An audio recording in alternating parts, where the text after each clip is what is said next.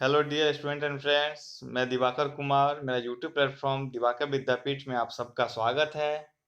उम्मीद है आप सब अच्छे होंगे और इस लॉकडाउन की घड़ी में अपने समय को बड़ी खूबसूरती से इस्तेमाल कर रहे होंगे आप लोग। हम स्टूडेंट का केवल 3 काम अभी है: खूब खाइए, खूब पढ़िए और समय मिले तो फिल्में भी देखिए अच्छी अच्छी। और कुछ बच्चे इस बात से फ्रस्ट्रेट है कि उनका एग्ज़ाम टाइम पे नहीं हो रहा, इस लॉकडाउन की वजह से, कोविड-19 की वजह से पोस्टपोन हो रहा है। देखो, आप इस फ्रस्ट्रेशन को डाइवर्ट करो और इस लॉकडाउन में जो आपको समय मिल रहा है उसे अपॉर्चुनिटी की तरह देखो आप लोग। और ये देखो कि आपको 3 महीना और एक्स्ट्रा मिल रहा है, इसमें कोशिश करो आप मैक्सिमम प्रैक्टिस करो। जिन लोगों का तैयारी एक लेवल में पहुंच चुका है वो लोग मैक्सिमम सेट बनाए, और जिन लोगों की तैयारी में कुछ कमी थी उनके लिए बहुत ही बढ़िया अपॉर्चुनिटी है। ये लॉकडाउन कहीं ना कहीं उनके लिए वरदान साबित होगा, क्योंकि आपका अब जो भी एग्ज़ाम होने वाला है वो एग्ज़ाम अब आपका अगस्त के बाद ही होगा, इससे पहले कोई चांसेस नहीं है, जैसा कि अभी केसेस मिल रहा है दिनों दिन। तो बस आप इस समय का यूज करो, और हमारे पास भी बहुत टाइम है।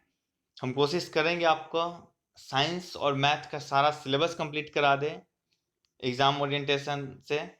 बस आप फॉलो करो इस वीडियो को, चाहे वो मैथ का डाल रहे हो चाहे वो साइंस का डाल रहे हो। टफ लगे कोई बात नहीं, आपको मेहनत करने पड़ेंगे, क्योंकि सारे क्वेश्चन इजी नहीं आते, चाहे वो साइंस का हो या मैथ का हो। और साइंस का अभी तो मेरा प्रीवियस ईयर क्वेश्चन सीरीज चल रहा है, वन लाइनर। जैसे ही ये ख़त्म होता है फिर आपके लिए हम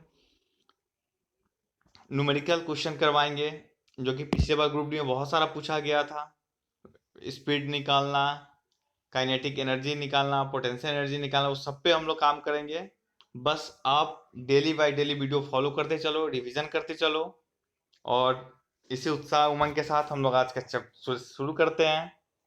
मैकेनिक्स का पार्ट 4 है, ठीक है फ्रेंड्स।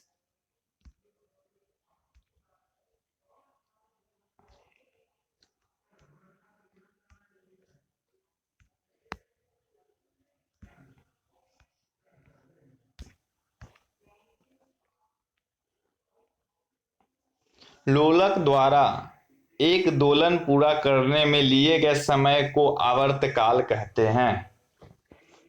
लोलक, लोलक मैंने बताया था आपको, जिसको पेंडुलम भी हम लोग बोलते हैं, जो एक निश्चित धुरी पे अपने अक्ष के परितः घूमती है। तो वही बोल रहा है, अगर यह एक पूरा कंप्लीट दोलन पूरा करता है तो उसे हम क्या बोलते हैं? आवर्तकाल बोलते हैं, ठीक है। गुणात्मक रूप से किसी वस्तु के विरामावस्था में रहने या समान वेग से गतिशील रहने की प्रवृत्ति को जड़त्व कहते हैं। कल भी हमने डिस्कस किया था। विज्ञान में किसी वस्तु पर अभिकर्षण या अपकर्षण को बल कहते हैं। अट्रैक्शन या रिपल्शन को विज्ञान की भाषा में बल कहते हैं, ठीक है। ध्रुव रेखा, भूमध्य रेखा, मकर रेखा, कर्क रेखा में से ध्रुव रेखा पर एक वस्तु का भार सर्वाधिक होता है। आप इस चीज को लिंक कर सकते हो, मैंने पिछले वीडियो में आपको बताया था कि भूमध्य रेखा पर वस्तु का वजन न्यूनतम होता है और ध्रुव पर ज्यादा होता है। उसी से अगर जहां ध्रुव पे ही अगर वजन ज्यादा है, किसी व्यक्ति का भार अधिक हो, तो हम बोल सकते हैं ध्रुव रेखा पर भी उसका भार सर्वाधिक होगा। किलोवाट घंटा ऊर्जा का मात्रक है। कल हमने देखा था 1 किलोवाट घंटा बराबर, हमने देखा था 3.6 इंटू 10⁻6 देखा था हमने, है ना, जूल। तो वही बोला, वो किलोवाट घंटा क्या है? तो किलोवाट घंटा जो है ऊर्जा का मात्रक है। एक घड़ी की कमानी में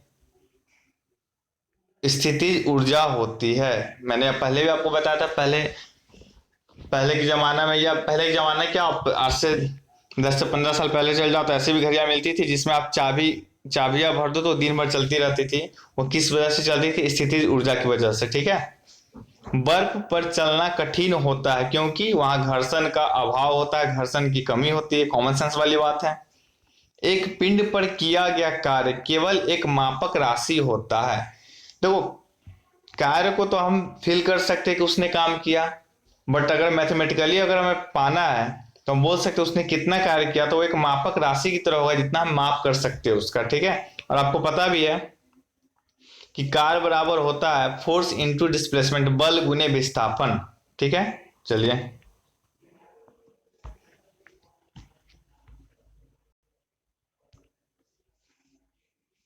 ग्रहों की गति का नियम का खोज किसने किया था? जे केपलर ने किया था।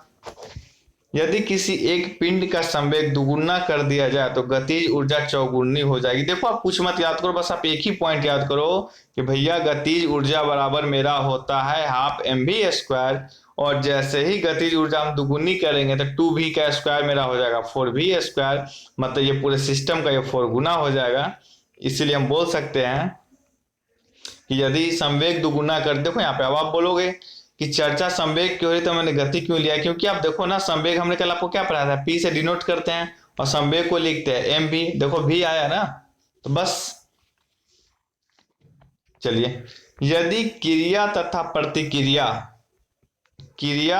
प्रतिक्रिया एक ही पिंड पर कार्य करती है तो परिणाम क्या होगा? शून्य होगा। ठीक है, चलिए। यदि एक लोलक निर्वात में दोलन करता है तो इसकी समय अवधि अपरिवर्तित रहती है, कल भी हमने देखा था। विराम अवस्था में एक पिंड में ऊर्जा हो सकती है, मतलब कोई पिंड अगर विराम अवस्था में है तो उसमें भी कुछ ना कुछ ऊर्जा है। ठीक है।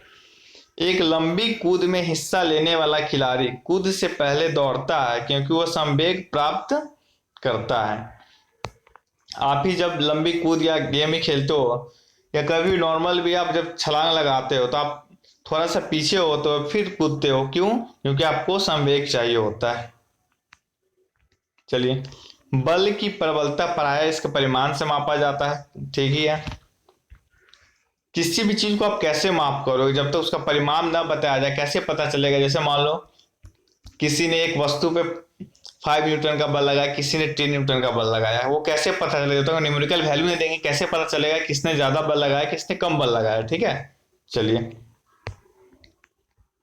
साबुन का बुलबुला पृष्ठ तनाव के कारण गोलाकार प्राप्त होता है। कोई भी गोलाकार जो पानी अपना सेप प्रदान करती है वह कहीं ना कहीं पृष्ठ तनाव के कारण होता है, चाहे वो वर्षा की बूंदे हो या साबुन का बुलबुला हो। चलिए, आंतरिक बल हमेशा संतुलित होता है। किसी भी पिंड के अंदर अगर कोई आंतरिक बल की बात हो रही है, उसके अंदर विभिन्न बल लग रहे हैं तो उसका बल हमेशा संतुलित होता है। एक साइकिल की गति में क्या परिवर्तन होगा जब वह किसी खुरदरी सतह पे चलती है? कॉमन सेंस वाली बात है, खुरदरी सतह पे चलेगी तो कम ही हो जाएगा। एक जूल लगभग 0.24 कैलोरी होता है। एक जूल में कितना कैलोरी होता है? 0.24 कैलोरी होता है, याद कर लो आप लोग। जब हम लोग वर्क एंड एनर्जी पढ़ेंगे तो इस पर अच्छे से डिस्कशन करेंगे। यहाँ तो एक जूल बराबर एक कैलोरी है, इस पर अच्छे से डिस्कशन करेंगे। ठीक है, चलिए। एक रॉकेट रैखिक गति के सिद्धांत पर काम करता है। रॉकेट कैसा काम करता है? तो रैखिक गति के सिद्धांत पर। दबाव की एसआई मात्रक पास्कल होता है। दबाव का एसआई मात्रक क्या होता है? पास्कल होता है। दबाव का इंग्लिश में बोलते हैं हम लोग प्रेशर, और प्रेशर का होता है फोर्स बाय एरिया। इंग्लिश में आप बोल सकते हो बल बट्टे क्षेत्रफल। ठीक है, तो हम बोल सकते हैं बल का होता है एसआई मात्रक न्यूटन, क्षेत्रफल, एक मिनट फिर से, प्रेशर का क्या हो जाएगा आपका? Force by area. ठीक है, फोर्स का होता है मेरा न्यूटन और एरिया का होता है मेरा मीटर स्क्वायर। ठीक है, तो हम बोल सकते हैं एक पास्कल जो होता है मेरा न्यूटन पर मीटर स्क्वायर होता है, जिसे ही हम लोग क्या बोलते हैं?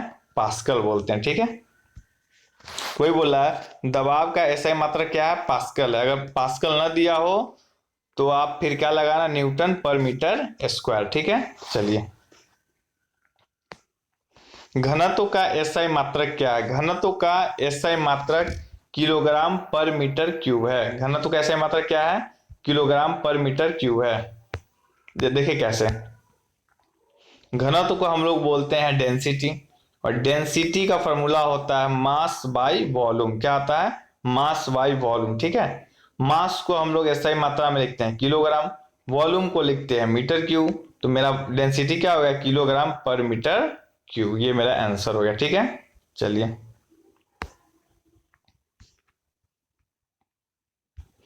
जब एक वस्तु को तल से सीधा ऊपर की ओर उठाया जाता है तो उसकी स्थिति में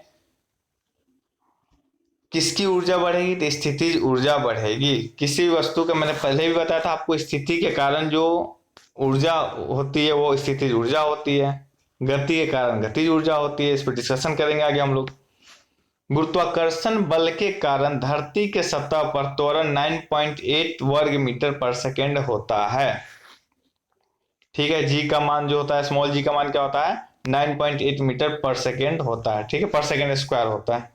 न्यूटन के गति के मात्रा का प्रयोग संवेग के लिए किया जाता है।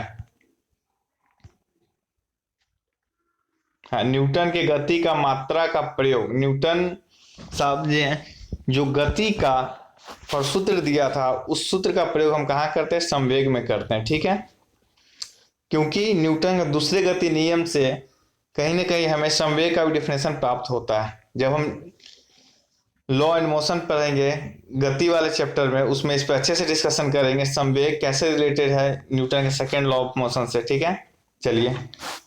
चाल का मात्रक मीटर प्रति सेकंड, सबको पता है। मीटर जो वाहन द्वारा तय की गई दूरी को मापता है उसे बोलते हैं पथमापी। क्या बोलते हैं? पथमापी। देखो, आप बाइक चलाते हो या चार चक्के चलाते हो, उसमें दो तरह के मीटर आप देखते होगे। एक मीटर जो है हमारा स्पीड बताता है, 40 की स्पीड, 30 की स्पीड, जो आप देखते हो, पता करते हो कि यह गाड़ी 40 की स्पीड से चल रही है, 30 की स्पीड से चल रही है, तो इस मीटर को हम बोलते हैं स्पीडोमीटर। क्या बोलते हैं? स्पीडोमीटर। ठीक है, और एक मीटर जो आपको दूरी बताता है, आप देखते हो कि गाड़ी 50 किलोमीटर चली, 100 किलोमीटर चली, उस मीटर को हम बोलते हैं ओडोमीटर। क्या बोलते हैं? ओडोमीटर। और उस ओडोमीटर की हिंदी में बोलते हैं पथमापी। ठीक है, चलिए। एक लोहे के गेंद तथा समान त्रिज्या के एक लकड़ी के गेंद को निर्वात में ऊंचाई से छोड़ा जाए तो भूमि पर पहुंचने के लिए उन दोनों द्वारा लिए गए समय ठीक बराबर। निर्वात पहले आप समझो क्या होता है। तो निर्वात एक ऐसी स्थिति है बोलो जिसमें वायु का एक अंश भी ना हो, जहां बिल्कुल वायु ना। निर्वात को ही इंग्लिश में हम लोग बोलते हैं वैक्यूम, उसे हम लोग क्या बोलते हैं? निर्वात। और निर्वात की स्थिति में गुरुत्वाकर्षण शून्य होता है। ठीक है, और जब गुरुत्वाकर्षण शून्य होगा, आप एक साथ कोई वस्तु को फेंकोगे, चाहे वो 1 केजी का वस्तु आप फेंको, चाहे वो 100 केजी का वस्तु फेंको किसी ऊंचाई से, वो दोनों एक समय ही पृथ्वी पे आएगी। कब? जब निर्वात हो रहा। लेकिन जब खुले वातावरण में आप फेंको, जो भारी है वो पहले आएगी, जो हल्का है वो बाद में आएगी। ठीक है, चलिए।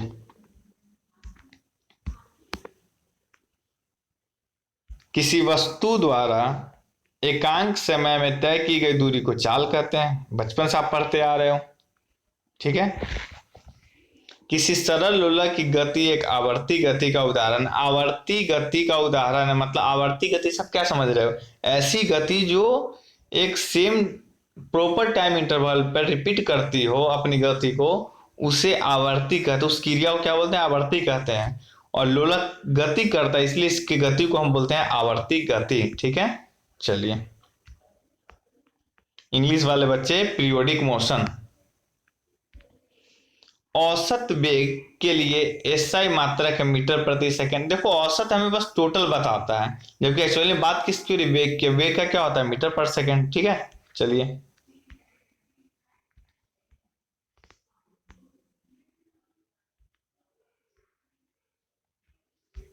अगला मेरा है, एक उड़ते हुए हवाई जहाज में स्थितिज ऊर्जा तथा गतिज ऊर्जा दोनों होती है। देखो कैसे, यह बहुत इंपॉर्टेंट क्वेश्चन है। एग्जाम में जब भी आता है, कुछ बच्चे या तो गतिज मारते हैं, कुछ स्थितिज मारते हैं।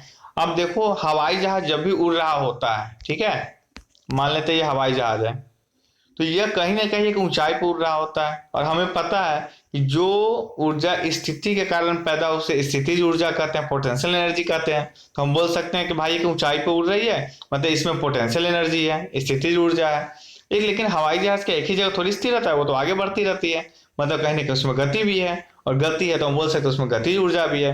तो कभी बोला जाए कि उड़ता हुआ हवाई जहाज किसका उदाहरण, तो बोलेंगे स्थितिज और गतिज ऊर्जा का उदाहरण है। ठीक है, और इसी दोनों ऊर्जा को मिला के हम बोलते हैं यांत्रिक ऊर्जा। क्या बोलते हैं? यांत्रिक ऊर्जा। तो कभी बोल दे हवाई जहाज क्या यांत्रिक ऊर्जा का उदाहरण, तो बोलना हाँ बिल्कुल। क्यों? क्योंकि यांत्रिक ऊर्जा ही होता है sum of potential energy and kinetic energy, या स्थितिज और गतिज ऊर्जा का ही योग होता है। ठीक है, चलिए। विज्ञान में किसी वस्तु पर लगने वाले धक्के या खिंचाव को बल कहते हैं। सेम चीज रिपीट हो गया। अपनी गति के कारण, देखो ये क्वेश्चन बार बार रिपीट क्यों हो रहा है, क्योंकि हम जहां से कलेक्ट करवा रहे हैं, स्टूडेंट से लिखवा रहे हैं, मैंने कंटेंट दे रखा है, सोर्स दे रखा है, वो आपके लिए रोज आपके लिए नोट्स तैयार कर रहा है, तो वो क्वेश्चन कहीं ना कहीं दो दो एक एक क्वेश्चन जो है हर एक दो एग्जाम में पूछ चुका है, इसी वजह से सेम चीज रिपीट हो रहा है। ठीक है, जितने भी आप लाइन देखो सारा आपका आप अब इस 2018 तक पूछा हुआ क्वेश्चन है जो विभिन्न एग्जाम में पूछा गया है। अपनी गति के कारण एक पिंड द्वारा अधिग्रहित ऊर्जा गति ऊर्जा कहलाती है। सेम चीज रिपीट हो गया। बल किसी वस्तु के चाल, दिशा तथा आकृति में परिवर्तन ला सकता है। कॉमन सेंस वाली बात है। आप किसी भी चीज पर बल लगाओ तो उसकी चाल में परिवर्तन लगा। जैसे मान लो कोई गेंद ढुलकते हुए आ रही है, आप उस पर बल से रोक दो तो उसकी चाल पर परिवर्तन हो जाएगी, या थोड़ा सा रोक के छोड़ दो तो स्पीड कम जाएगी, पूरा रोक दो तो चाल उसकी रुक जाएगी।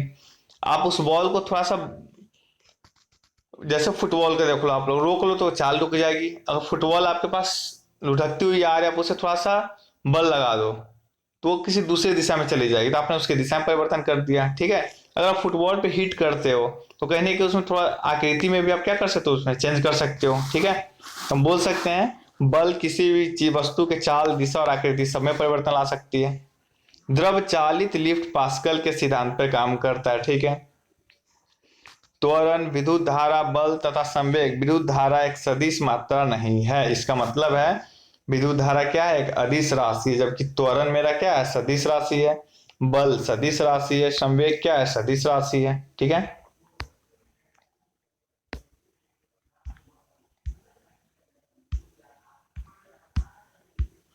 वाहनों को सुरक्षित मोड़ लेने के लिए आवश्यक केंद्रीय बल प्रदान करने हेतु किसी घुमावदार सड़क के बाहरी किनारे को आंतरिक किनारे से ऊपर करने की प्रक्रिया को ढालू सड़क कहते हैं या सड़क की बैंकिंग कहते हैं। स्टूडेंट, आप ना नोटिस करना कि जहां भी आप रोड क्रॉस कर रहे हो वहां पे अगर शार्प टर्निंग हो, छोटा नहीं, अगर तीखा टर्निंग हो, 90 डिग्री 80 डिग्री के राउंड में हो, तो आप जब भी देखना अगर टर्निंग होगा तो आप नोटिस करना, आपका अगर मान लो आप इधर से ऐसे जा रहे हो, आपकी दिशा ये है, तो इधर इधर वाला जो दिशा होगा देखना थोड़ा सा उठा हुआ होगा, और इधर वाला दिशा जो होगा आपका थोड़ा सा डाउन होगा। क्यों? क्योंकि आपको गिरने से बचाने के लिए ऐसा किया जाता है। इसके पीछे लॉजिक ये है क्योंकि आपको आवश्यक गुरुत्व केंद्र मिल सके। ठीक है, चलिए